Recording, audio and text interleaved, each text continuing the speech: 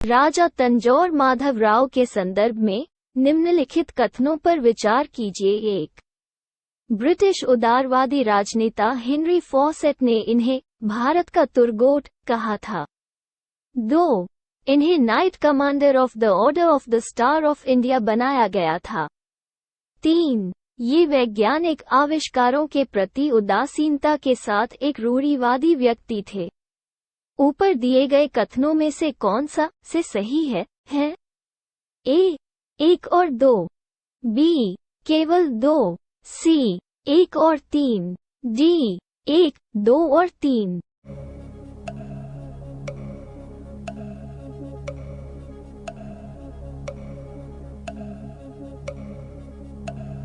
उत्तर ए।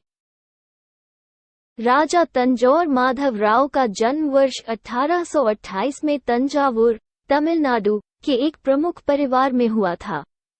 वे एक सिविल सेवक, राजनेता, प्रशासक और राजनेता थे, जिन्होंने त्रावणकोर, बड़ौदा और इंदौर के दीवान के रूप में कार्य किया। यह राजनीतिक सिद्धांतकार और समाजशास्त्री हर्बर्ट स्पेंसर के महान अनुयायी थे। इनके द्वारा लोक निर्माण विभाग को मजबूत करने और शिक्षा विभाग में सुधार जैसे कई प्रशासनिक सुधार किए गए। ब्रिटिश उदारवादी राजनेता हेनरी फॉसेट ने इनकी प्रशासनिक क्षमताओं के कारण इन्हें भारत का तुरगोट कहा। इन्हें order of the star of India का नाइट कमांडर भी बनाया गया था। इन्होंने भाप इंजन के साथ एक वाहन चलाया, बांस की पाइप से दूरबीन बनाया और बच्चों की शिक्षा में शुरुआती प्रोजेक्टर मैजिक लैंटर्न्स का इस्तेमाल किया।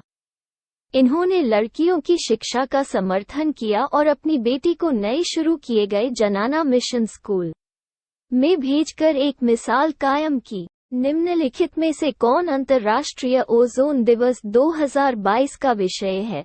ए. जीवन के लिए ओजोन के 35 वर्ष। बी. हमें हमारे भोजन और टीकों को ठंडा रखना। C. Montreal protocol at 35। D. Cool रखें और आगे बढ़ें।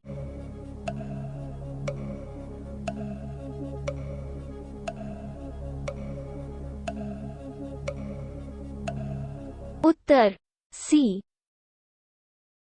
अंतर्राष्ट्रीय ओजोन दिवस 2022 का विषय मॉन्ट्रियल प्रोटोकॉल 35 है, क्योंकि वर्ष 2022 मॉन्ट्रियल प्रोटोकॉल के कार्यान्वयन का 35वां वर्ष है।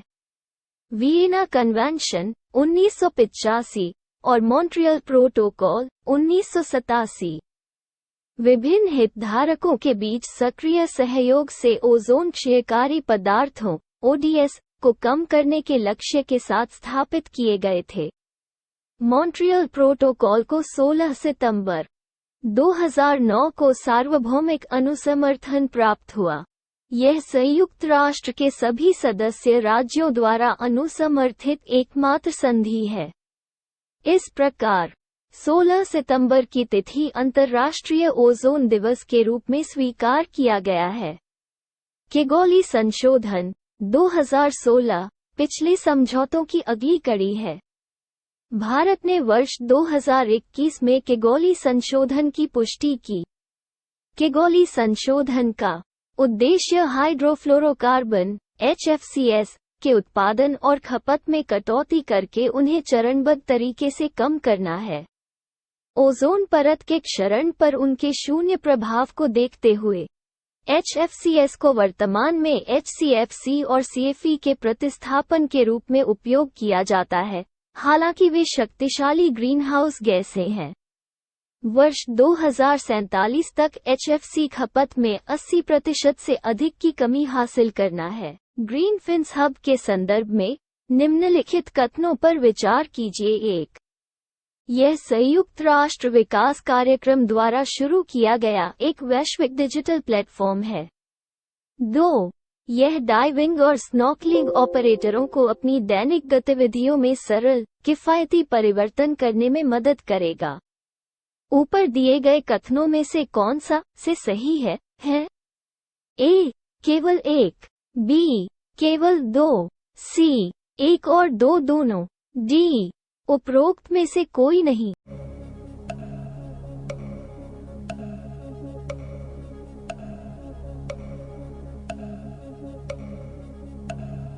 उत्तर बी। संयुक्त राष्ट्र पर्यावरण कार्यक्रम UNEP ने यूके स्थित चैरिटी रीफ वर्ल्ड फाउंडेशन के साथ मिलकर हाल ही में ग्रीनफिन्स हब लॉन्च किया, जो एक वैश्विक डिजिटल प्लेटफॉर्म है जो स्थायी समुद्री पर्यटन को बढ़ावा देगा। यह प्लेटफॉर्म दुनिया भर में डाइविंग और स्नॉर्कलिंग ऑपरेटरों को आजमाए तथा परीक्षण किए गए समाधानों का उपयोग करके अपनी दैनिक गतिविधियों में सरल, किफायती बदलाव करने में मदद करेगा। यह उन्हें अपने वार्षिक सुधारों पर नजर रखने और अपने समुदायों और ग्राहकों के साथ संवाद करने में भी मदद करेगा। बीप पहल के संदर्भ में निम्नलिखित कथनों पर विचार करें। 1. यह भारत को वाणिज्यिक और आवासीय भवनों दोनों के लिए ऊर्जा कुशल और थर्मल रूप से आरामदायक भवन डिजाइन को मुख्यधारा में लाने में मदद करेगा। 2. ऊर्जा और संसाधन संस्थान टेरी इसकी कार्यान्वयन एजेंसी है। ऊपर दिए गए कथनों में से कौन सा से सही है? ए. केवल 1, बी. केवल 2, सी. 1 और 2 दोनों, डी. उपरोक्त में से कोई नहीं।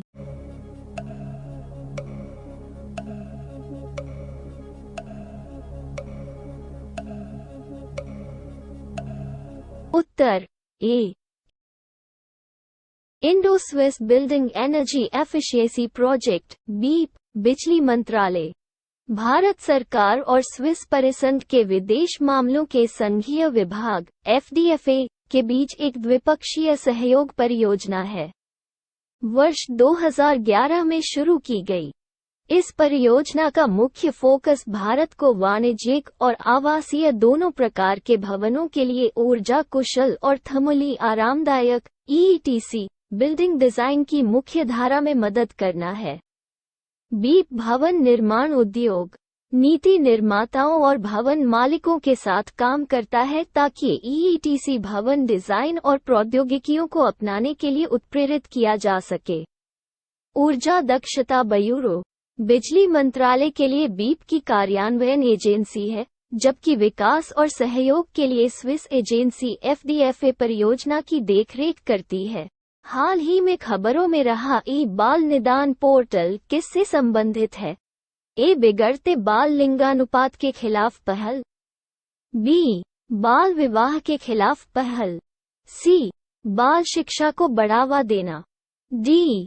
बाल अधिकारों के उल्लंघन के खिलाफ शिकायतों का निवारण।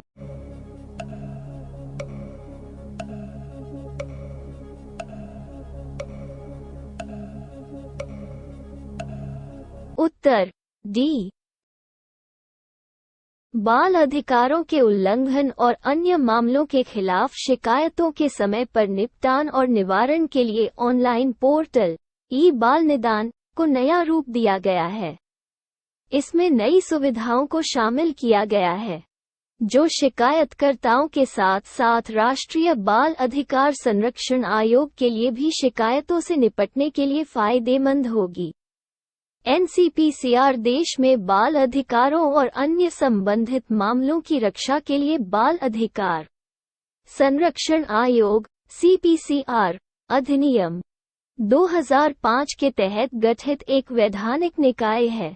यह महिला एवं बाल विकास मंत्रालय के प्रशासनिक नियंत्रण में काम करता है तथा यह बच्चे को 0-18 वर्ष आयु वर्ग के व्यक्ति के रूप में परिभाषित करता है।